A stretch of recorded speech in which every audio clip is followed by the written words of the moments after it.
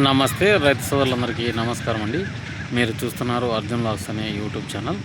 ఈరోజు ఈ వీడియోలో ముఖ్యంగా వచ్చేసి ఈ శనగల ధరల గురించి తెలుసుకుందాము. ఈ పప్పు శనగలు అయితే గిన మనకు ఈరోజు ట్రేడింగ్ అయితే స్టార్ట్ అయింది. ఈ ట్రేడింగ్లో మనం చూసుకోవచ్చు రేట్స్ వచ్చేసి కొంచెం తగ్గినాయి, కొన్ని చోట్ల ఎక్కినాయి అనమాట. అవి తెలుసుకుందాం. ముందుగా మధ్యప్రదేశ్ వచ్చేసి 5,850 రూపాయల నుంచి 5,950 రూపాయలు అయితే నిలబడిందనమాట. ఇక్కడ వరకు 6,000 కూడా ఒక 50 రూపాయలు తక్కువ అవుతుందన్నమాట. అలాగే మహారాష్ట్ర శనగలు చూసుకున్నట్లయితే మనకు 5,800 నుంచి 6,050 రూపాయల వరకు అయితే స్టార్ట్ అయినాయి అనమాట. ట్రేడింగ్లో కొంచెం మార్పులు చేర్పులు అయితే కనిపించాయి మహారాష్ట్రలో కూడా. అలాగే బంగ్లాదేశ్ కూడా మనం చూసుకోవచ్చు. ఇక్కడికి వచ్చేపాటికి 5,900 అయితే స్టాప్ చేసినారు. 5,700 నుంచి స్టార్ట్ అయ్యి, అలాగే ఢిల్లీ మార్కెట్ వచ్చేసి 6,200కి అయితే ముగిసిందనమాట. ఇదే కొంచెం ఎక్కువగా కనిపించింది ఈరోజు మార్కెట్. ఈ రోజు రేట్స్ ఆ రోజు మీరు చూసుకోండి. ఇక మనకు 5,850, 5,950, 5,900 కూడా నడిచింది ఢిల్లీ మార్కెట్. ముంబై కూడా చూసుకోవచ్చు. మనకు ముంబై వచ్చేసి 5,900 అట్లా నడిచింది. కొన్ని క్వాలిటీలు 5,600, 700 ఇట్లా నడిచినాయి.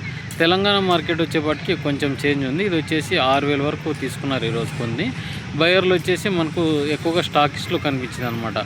లేకుంటే మనకు ట్రాన్స్పోర్ట్ చేసే వాళ్ళు కూడా తక్కువగానే కనపడ్డారనుకోండి.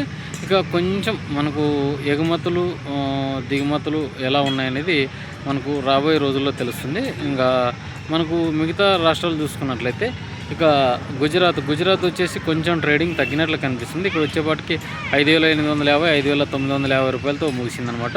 కొంచెం ఈ బక్రీద్ నుంచి వ్యాపారస్తులు అయితే తక్కువగా వస్తున్నారనే కాన్సెప్ట్ అయితే ఉందన్నమాట. ఒక వారం రోజుల తర్వాత మనకు ఈ 6,500 రీచ్ అవుతుందా లేదా అనేది చాలామంది చెప్తున్నారు. అది ఎంత మటుకు రీచ్ అయితేనే చూసుకోవాల్సిన పరిస్థితి. మనకు రీచ్డ్ వచ్చేసి కొంచెం తక్కువ ఎక్కువ చూపిస్తున్నారు.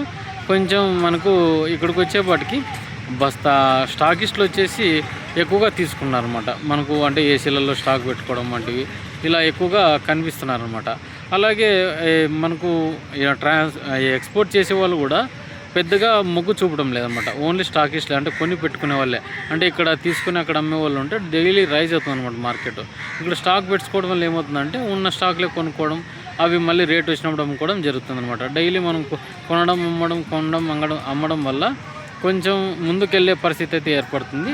అది చూసుకోవాలి. మనం చూసుకోకుండా మనం అక్కడ ఉంది లేని ఇక్కడ తొందరగా కొనేస్తే చాలా ఇబ్బందులు అయితే గురవలసిన పరిస్థితి ఉందన్నమాట. ఇక మిగతా మనం అన్ని చోట్ల చాలా స్థిరంగానే ఉంది. కొంచెం స్టాకిస్టులు కొంటున్నారు కాబట్టి ఈ పరిస్థితి అనమాట. మనకి ఎక్స్పోర్ట్ చేసే వాళ్ళు వస్తే కొంచెంగా రైజ్ అయ్యే పరిస్థితి అయితే నెలకొందనమాట. ఇక ఇదండి వీడియోకినా. మన వీడియో నచ్చింటే లైక్ చేయండి, సబ్స్క్రైబ్ చేయండి.